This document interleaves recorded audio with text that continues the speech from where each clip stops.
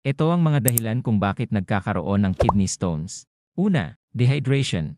Kulang sa tubig, hindi umiinom ng sapat. Kailangan ng kidney natin ng tulong mula sa tubig para ma-flush ang mga toxins at minerals. Pangalawa, masyadong maalat. Paminsan-minsan okay lang, pero kapag madalas kang kumain ng maaalat na pagkain, pwede kang magka-kidney stones. Hinay-hinay sa pagkain ng salty foods. Pangatlo, sobrang sugar. Alam mo ba, yung mga matatamis na inumin at pagkain ay nagiging dahilan din ng kidney stones. Kaya bawasan mo na ang mga soft drinks at sweets. Pang-apat, family history. Pasensya na, pero minsan may kinalaman din ang genetics.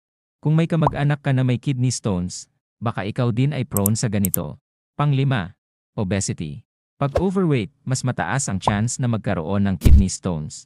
Kaya tara, let's stay fit and healthy. Pang-anim, chronic conditions. May mga health conditions tulad ng gout o kidney problems na